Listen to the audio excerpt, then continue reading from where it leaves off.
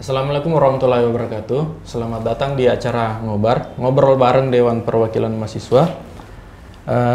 Di samping saya sudah kedatangan tamu narasumber kita pada kali ini. Selamat siang semuanya. Perkenalkan, nama saya Ibu Nita Aryani. Saya merupakan salah satu pengajar di Fakultas Hukum Universitas Jaya Badra. Kebetulan saya bidang keahlian saya adalah untuk konsentrasi hukum tata negara, dan pada kali ini kita akan membahas mengenai tema yang sangat menarik mengenai konsep dari Omnibus Law. Dan saya sangat senang sekali ketika diundang oleh Dewan Perwakilan Mahasiswa Universitas Jaya Badra untuk ikut berpartisipasi dalam acara ini. Terima kasih. Ya, jadi kawan-kawan, seperti yang kita ketahui bahwa akhir-akhir ini ada muncul perdebatan atau kekisruhan di tengah-tengah masyarakat terkait dengan Omnibus Law. Seperti apa yang disampaikan oleh Ibu tadi. Untuk selanjutnya mungkin untuk kawan-kawan yang bingung, untuk kawan-kawan yang belum jelas sebenarnya apa sih Omnibus Law itu, untuk konsepnya sendiri mungkin Ibu Nita bisa menyampaikan sedikit konsep Omnibus Law ini, apakah dia baru diterapkan di Indonesia atau memangkah dari dulu udah pernah diterapkan? Oke.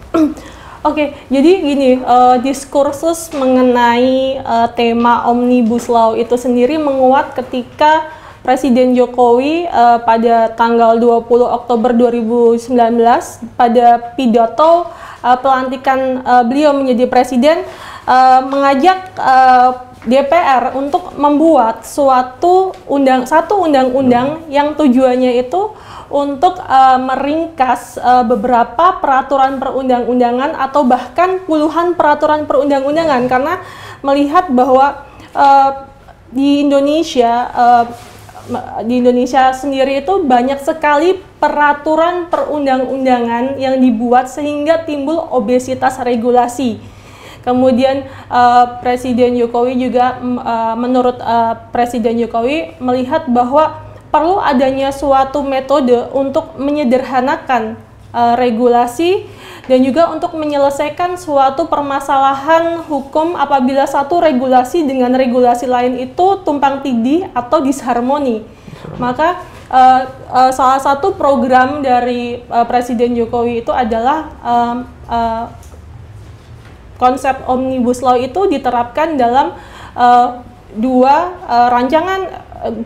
tema besar rancangan undang-undang terkait cipta kerja dan terkait di bidang perpajakan. Nah, akan tetapi ternyata proses dari RUU Cipta Kerja itu sendiri sampai menjadi final disahkan pada tanggal 5 Oktober 2020 kemarin itu mengundang penolakan yang cukup besar dari berbagai elemen publik. Nah, ini mungkin nanti kita akan kupas lebih lanjut kenapa sih sampai timbul banyak sekali pertentangan, ada mosi tidak percaya terkait disahkannya Undang-Undang Cipta Kerja itu sendiri.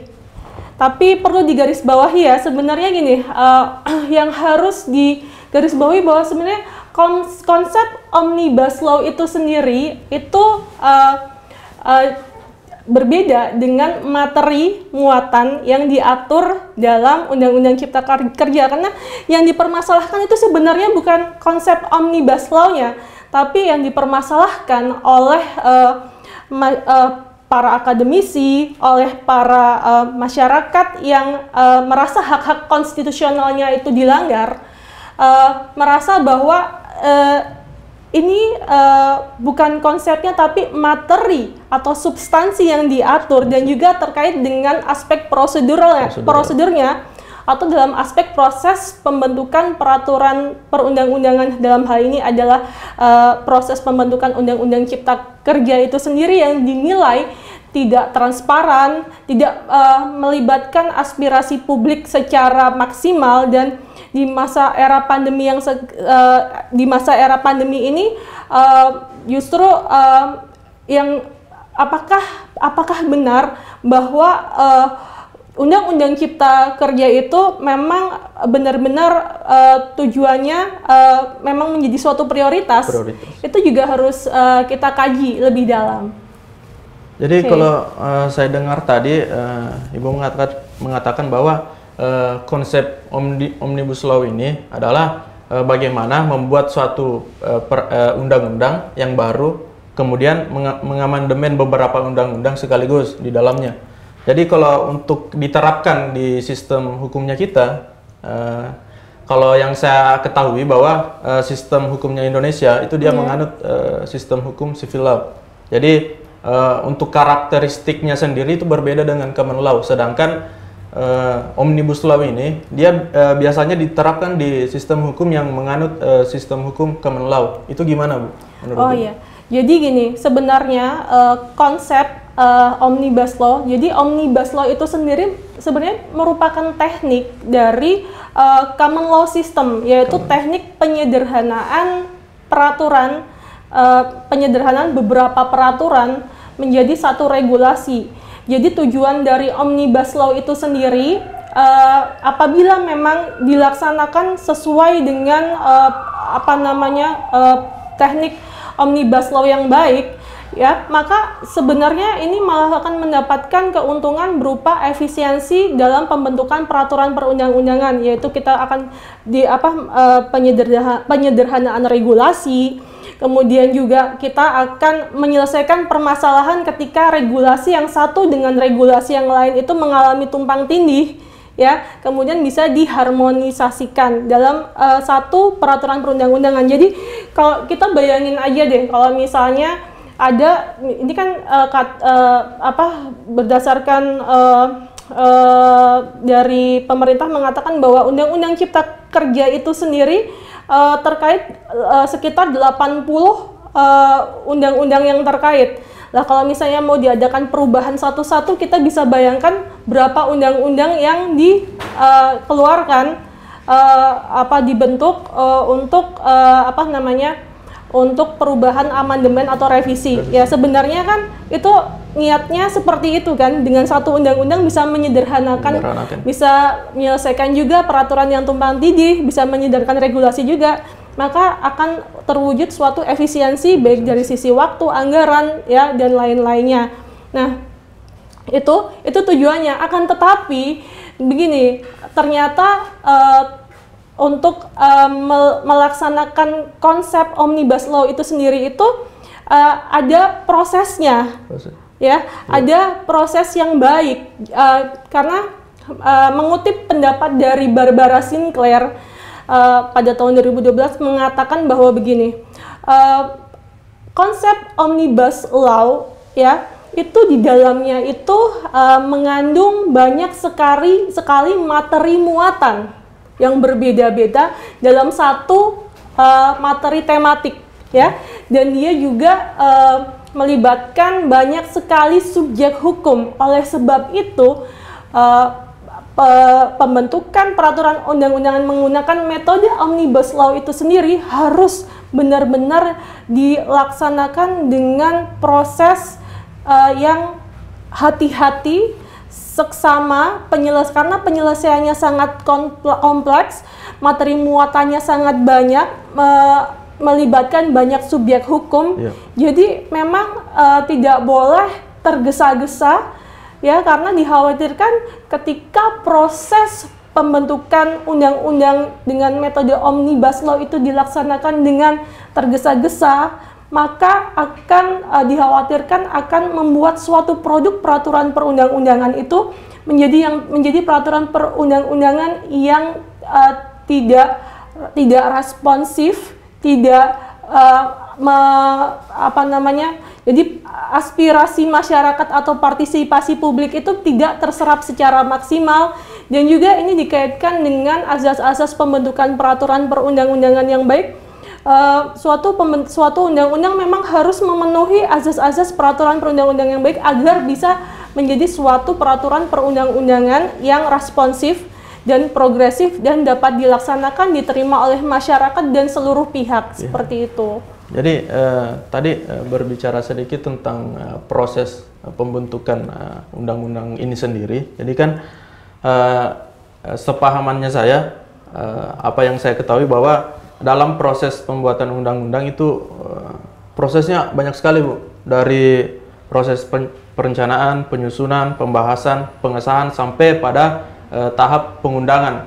Jadi kalau kita lihat proses pembahasan undang-undang Omnibus Law yang kemarin itu terkesan sangat tergesa-gesa karena membutuhkan waktu 1 tahun untuk membahas konsep hukum yang baru akan ditegakkan di Indonesia. Itu menurut saya sangatlah cepat, Bu. Apakah jalan yang dipilih oleh pemerintah kemarin itu dia sudah tepat, ataukah jangan dululah terburu-buru, mari kita bahas bersama siapa saja yang terkena dampak undang-undang ini kita libatkan. Tentunya siapa yang dirugikan nanti yang akan mendapatkan sanksinya. Jadi untuk asas keterlibatannya juga menurut saya ambil contoh buruh yang terkena dampak itu tidak dilibatkan dalam proses pembentukan undang-undangnya. Menurut Ibu seperti apa, Bu? Oke, jadi salah satu permasalahan terkait Omnibus Law Cipta Kerja ini adalah berkaitan dengan aspek prosedur pembentukannya dan juga berkaitan dengan substansi. Ya kan? Kalau berkaitan dengan prosedur pembentukan Undang-Undang Cipta Kerja sendiri, kalau kita mengacu pada Undang-Undang Nomor 12 Tahun 2011 tentang pembentukan peraturan perundang-undangan, kan di situ sudah jelas ya proses pembentukannya mulai dari tahap perencanaan, penyusunan, pembahasan, kemudian ada pengesahan, penetapan, dan juga tahap terakhir adalah pengundangan, ya kan? Itu yang jadi permasalahan ini bagi para pihak yang belum bisa menerima ini, dikarenakan mereka merasa bahwa prosedur pembentukannya itu cacat karena satu, tidak melibatkan partisipasi masyarakat secara maksimal, ya kan? Itu yang pertama. Kemudian yang kedua, kenapa dilaksanakan di masa era pandemi? Apakah benar menjadi skala prioritasnya, ya kan? Kemudian yang ketiga, kalau misalnya didasarkan kepada azas-azas pembentukan peraturan perundang-undangan bahwa idealnya suatu peraturan perundang-undangan itu harus didasarkan kepada azas-azas pembentukan peraturan perundang-undangan. Sebagaimana kita ketahui, azas pembentukan peraturan perundang-undangan coba kita analisis dan kita kaji mulai dari satu, kejelasan tujuan, ya kan? Menjadi pertanyaan adalah apakah tujuan dari Omnibus Law Cipta Kerja itu sendiri itu memang menjadi suatu prioritas, ya, bahwa dia dan juga akan mewujudkan tujuan untuk peningkatan ekonomi dan investasi, ya kan? Karena berdasarkan ada kajian dari ahli bidang ekonomi Pak Faisal Basri, ya betul ya, mengatakan bahwa di Indonesia investasi kita tuh banyak, tapi hasilnya, ya kan, hasilnya yang sedikit itu. Kemudian permasalahannya adalah sebenarnya yang menjadi prioritas kalau terkait permasalahan dari investasi itu adalah permasalahan di bidang korupsi. Ya, namun dibantah oleh pemerintah yang mengatakan bahwa justru metode Omnibus Law itu sendiri akan memangkas birokrasi yang berbelit-belit dan juga terkait dengan peraturan yang tumpang tindih antara satu sama lain, jadi bisa mengurangi korupsi. Dan itu masih menjadi debatable, itu harus dibuktikan terlebih dahulu, ya. Kemudian selanjutnya terkait sama azas yang selanjutnya, misalnya azas kejelasan rumusan. Kejelasan rumusan kejelasan rumusan, kemudian kesesuaian antara jenis, hierarki, sama muatan materi. Sebagaimana kita tahu bahwa yang menjadi kebingungan dari masyarakat. Masih ingat kan Mas, di mana kita mendapatkan sekitar 5 draft rancangan undang-undang Omnibus Law itu sendiri. Jadi saya nggak bisa menyalahkan masyarakat ketika masyarakat juga membuat kajian-kajian yang berbeda-beda, karena pada faktanya banyak sekali rancangan undang-undang yang beredar di masyarakat. Yaitu pertama, sebelum disahkannya undang-undang mengenai cipta kerja itu sendiri beredar versi yang sekitar 1028 ya sekitar 1028 halaman. Kemudian pada tanggal 5 Oktober 2020 itu beredar bahkan CNN mendapatkan draft tersebut setelah tanggal 5 Oktober itu undang-undang tersebut disahkan. Itu versi yang 905, ya kan? Ada 1028, ada 25. Dan pada saat itu tuh pemerintah juga belum bisa memberikan kepastian apakah draft itu yang final, kayak gitu kan. Masyarakat tentunya kan juga butuh kepastian, ya kan? Butuh kepastian, padahal tujuan hukum salah satunya kan kepastian hukum, ya kan? Kemudian ternyata pada tanggal 9 Oktober ada lagi draft 1052 halaman. Semakin bingung ya. Kemudian tanggal 12 pagi ada lagi nih yang sebesar 1035 halaman, dan terakhir 12 sore atau malam itu yang versi 812 halaman yang diklaim oleh pemerintah itu sebagai versi resminya yang nantinya akan disahkan, maksudnya yang akan diberlakukan diberlakukan sebagai undang-undang cipta kerja itu sendiri. Itu baru dari aspek tadi kejelasan rumusan, kemudian kesesuaian hierarki, jenis dan muatan materi, ya kan? Kemudian dari aspek lainnya seperti aspek dapat dilaksanakan. Nah, ini lagi-lagi mengutip pendapatnya Barbara Sinclair, ya, bahwa suatu Omnibus Law ini tuh memang harus dilaksanakan, harus dibuat dengan seksama dan hati-hati, karena materi muatannya sangat banyak, sangat banyak sekali, bidang-bidangnya banyak, namun dia mengusung satu tematik yang sama, satu tema gitu ya kan, dan dia terkait dengan banyak sekali subjek hukum, ya kan, maka dia harus benar-benar proses pembentukan dari Omnibus Law itu memerlukan waktu yang lama, ya kan, memerlukan kajian-kajian yang sangat mendalam, ya kan, dan juga harus diuji baik dari apakah sudah sesuai atau berdasarkan aspek-aspek dasar-dasar secara filosofis, secara yuridis, dan secara sosiologis itu juga harus termasuk di dalamnya. Nah, masalahnya dalam jangka waktu yang sesingkat itu, ya kan, apakah undang-undang ini sudah memenuhi aspek-aspek filosofis, yuridis, dan sosiologisnya? Ya, itu sehingga benar-benar bisa atau dapat dilaksanakan, ya kan? Nah, itu juga berkaitan juga dengan azas kedayagunaan sama azas hasil gunanya, ya kan? Nah, itu baru dari aspek yang aspek dapat dilaksanakan dan aspek daya guna dan hasil guna. Bagaimana dengan aspek keterbukaan? Bagaimana kalau asas keterbukaan kan menyatakan bahwa di setiap proses penyusunan peraturan perundang-undangan itu idealnya adalah melibatkan partisipasi masyarakat, ya kan, secara terbuka.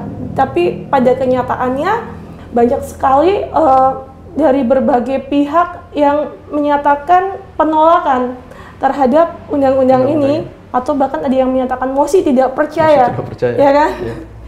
Ya, oke.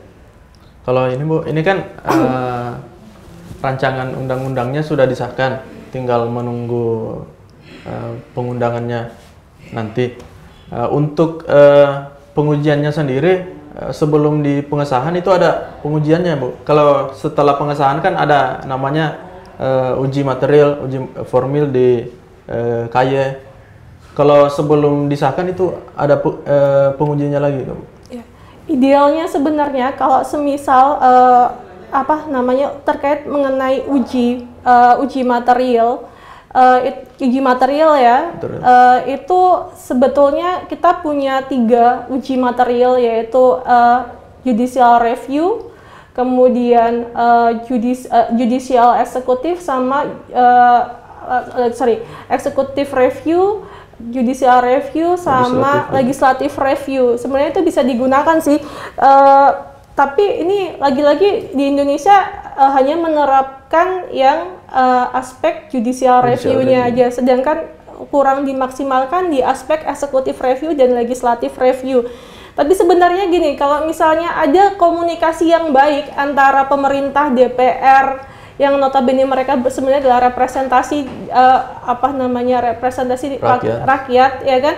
Seharusnya ada komunikasi yang baik, setidaknya apabila ada gelombang penolakan yang besar-besaran ya, apabila ada ya ini tergantung juga dari sisi DPR selaku pemegang kekuasaan legislatif juga, kemudian juga tergantung dari presiden selaku yang bisa melaksanakan kekuasaan executive review juga. Saya bisa mengambil langkah-langkah seperti DPR, dia bisa sebenarnya mencabut ya, tapi itu sepertinya tidak ya. Sepertinya kan sudah mantap. Kemudian kalau sudah mantap untuk mengesahkan undang-undang Cipta Kerja itu, kemudian kalau dari aspek presiden sebenarnya di sini mempunyai kewenangan untuk mengeluarkan peraturan pemerintah pengganti undang-undang ya, apabila ingin mengakomodir baik dari jika menganggap bahwa ini memang konsep omnibus law berikut materi muatannya ini memang bagus kalau menurut perspektif dari pemerintah, tapi sementara gelombang penolakan ini besar-besaran, sebenarnya bisa mengeluarkan perpu untuk meredam hal-hal yang tidak diharapkan, karena kan bagaimanapun juga kedaulatan berada di tangan rakyat, bahwa rakyat yang harus diutamakan terlebih dahulu gitu. Nah, sebenarnya bisa mengeluarkan perpu misalnya antara lain mencabut atau dia menangguhkan keberlakuan undang-undang ini sambil seperti yang diungkapkan oleh Jimli Asidiki, menangguhkan undang-undang keberlakuan undang-undang tersebut sambil menerima masukan-masukan dari dari publik seperti itu. Nah, yang menjadi permasalahan selanjutnya ini adalah terkait tadi yang partisipasi publik itu sendiri ya. Sebenarnya kalau menurut analisis Ibu terkait partisipasi publik itu sendiri, sebenarnya kalau kita lihat secara yuridis diatur dalam pasal 96 Undang-Undang Nomor 12 Tahun 2011. Ya, di situ diatur mengenai aspek partisipasi publik, partisipasi masyarakat dalam pembentukan peraturan perundang-undangan.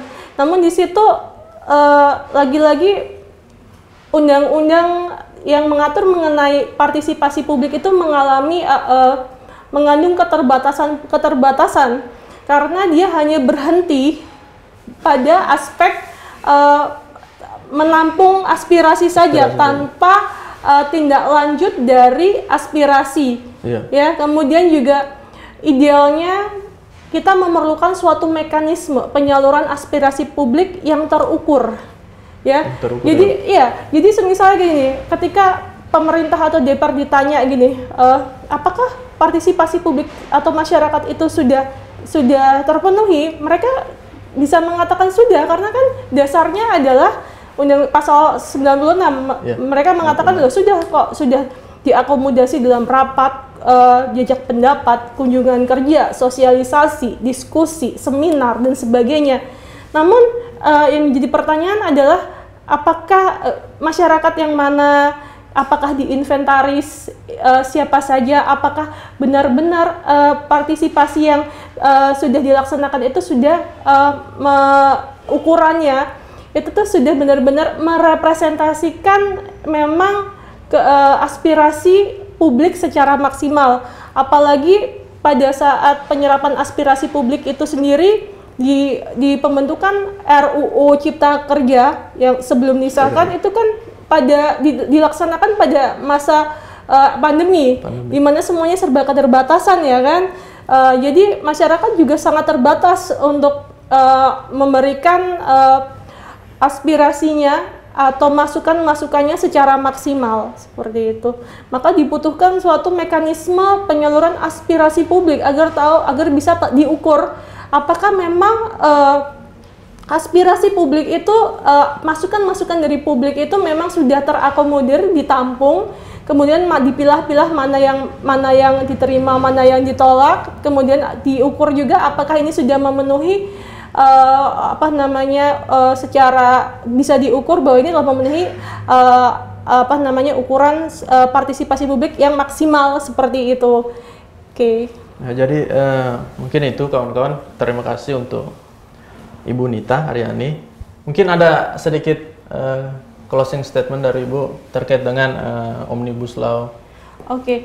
Sebenarnya kalau terkait mengenai konsep Omnibus Law itu sendiri, konsep Omnibus Law itu sendiri merupakan konsep yang diadopsi dari Common Law System. Sebenarnya tidak salah ketika kita mengadopsi konsep Omnibus Law sepanjang memang dia memberikan efek atau memberikan dampak yang bagus untuk penyederhanaan regulasi dan juga terkait menyelesaikan permasalahan peraturan perundang-undangan yang tumpang tindih. Namun harus digarisbawahi bahwa proses untuk membentuk Omnibus Law itu harus dilaksanakan secara seksama, hati-hati, dan penyelesaiannya karena penyelesaian dari undang-undang Omnibus Law Cipta Kerja itu sendiri melibatkan banyak sekali subjek hukum dan materi yang berbeda-beda, maka adalah bijaksana ketika membuat satu peraturan perundang-undangan dibuat dengan waktu dan penyelesaian yang benar-benar partisipatif, ya. Tidak terburu-buru, tidak tergesa-gesa, seperti itu. Ya, jadi seperti itu kawan-kawan. Mudah-mudahan apa yang disampaikan oleh Ibu Nita tadi bisa dijadikan bahan pembelajaran atau bisa kita buat bahan perbandingan dengan perspektif pengajar hukum yang lain. Mungkin itu saja untuk episode kali ini. Sampai berjumpa di episode selanjutnya. Saya ucapkan billahi taufiq wal hidayah. Wassalamualaikum warahmatullahi wabarakatuh. Waalaikumsalam warahmatullahi wabarakatuh. Oke, terima kasih.